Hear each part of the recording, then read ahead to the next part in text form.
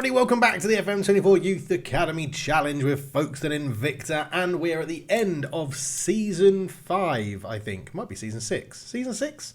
Season 5. Season 6! It is the end of Season 6.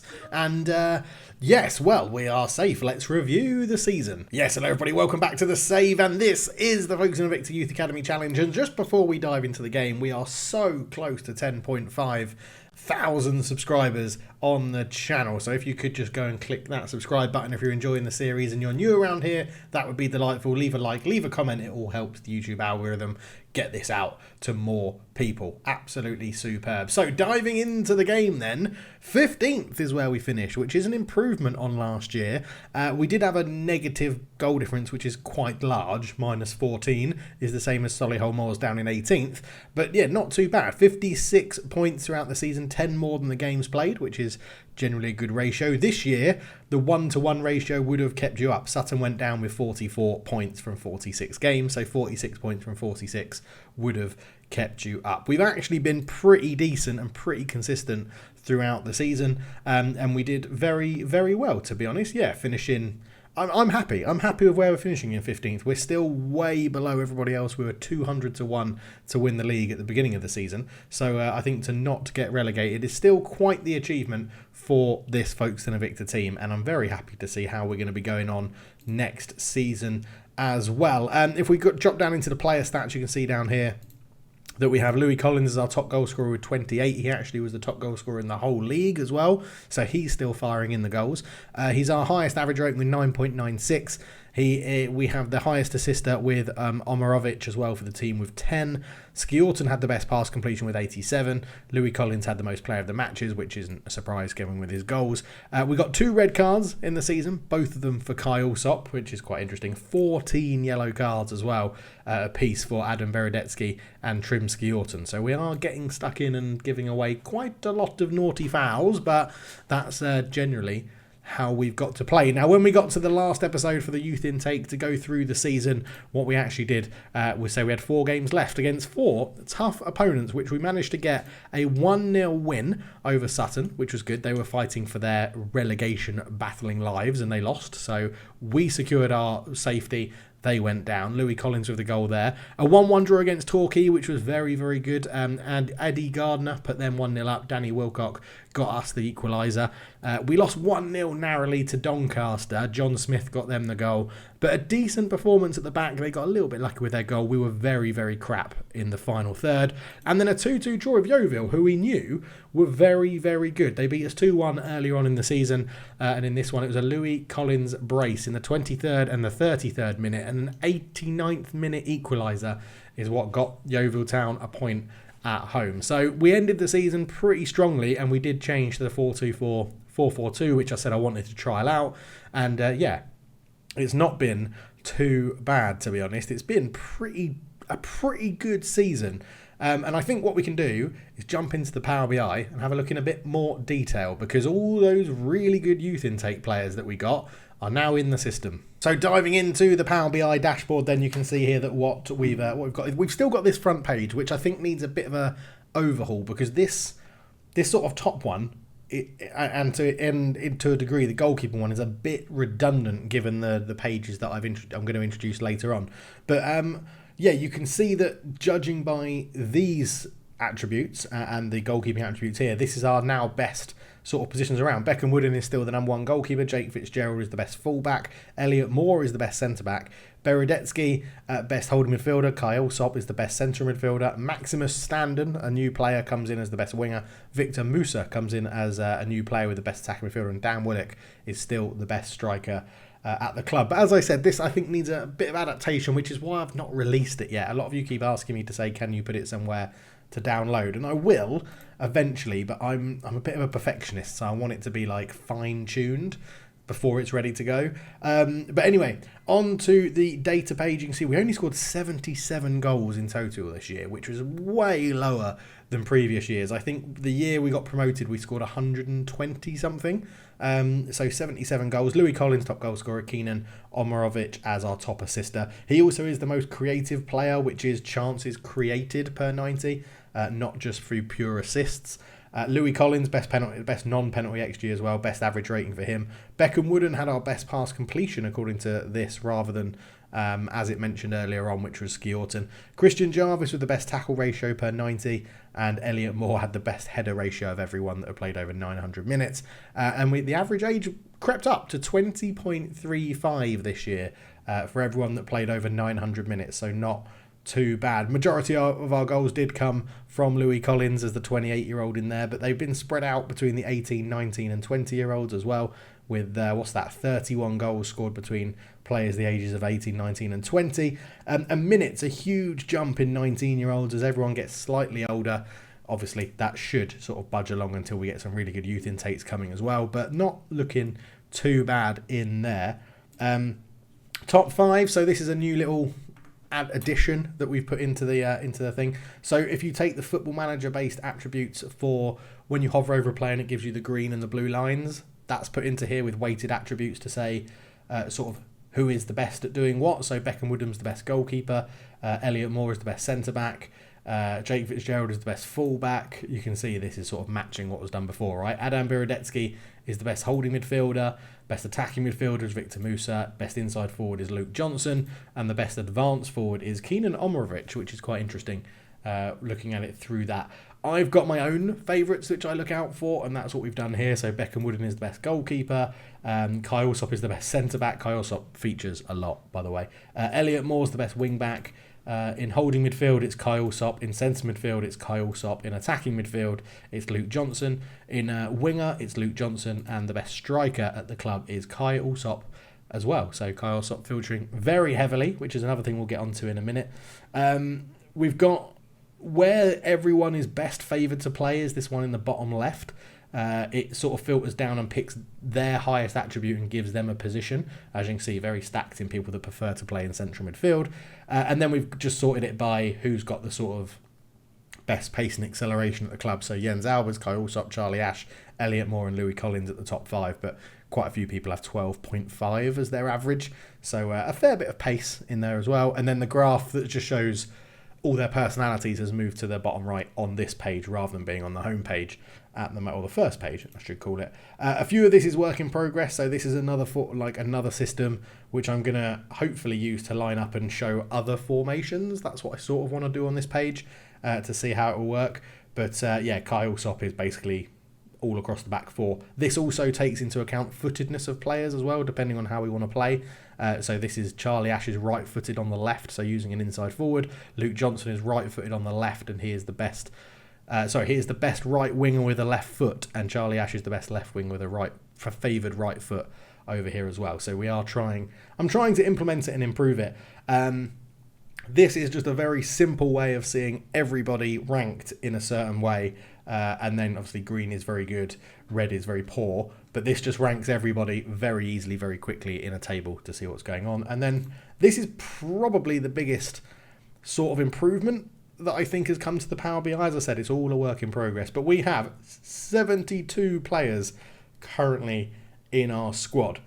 What I've now done is given them all an actual ranking. So I've taken this information here, where everyone's in their certain positions, and actually ranked them in terms of where that stands in the squad. And then we've got this lovely table here that basically shows everybody who's over the age of 16, so it doesn't include newly intake players coming through the academy. And what this does is shows you everyone who is 12th or worse in every single category, not including goalkeeper. So they are 12th or worse in centre-back, wing-back, holding midfield, centre midfield, winger, attacking midfield, and striker. Because generally, if you're 12th or worst, you're probably never going to be good enough to actually break into that top 10 of those positions and therefore getting starting position at the squad. And as you can see, it's quite a long list of people. So generally, all of these at the end of the year or at the end of their contract will be released, especially if they're sort of 21, 20. Now, Romeo Quarry is the only one I've got a little bit of an issue releasing because of his perfectionist status, but mentoring has been proven to be pretty rubbish in FM25.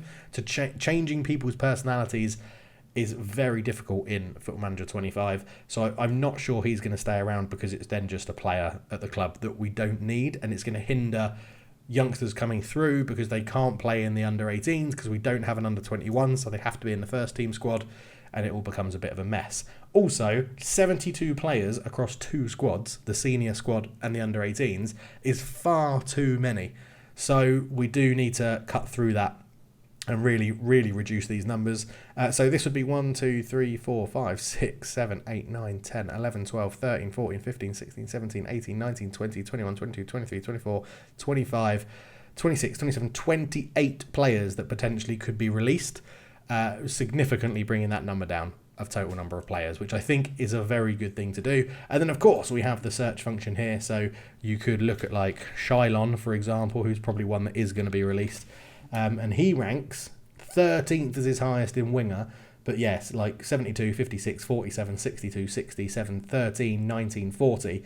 And we've got a lot of people that are younger than him at the club that can play winger better than him at the club. So it's just a way to sort of show me. And as I said, I wanted to make this save when we started introducing Power BI and pulling the data and seeing what we could do.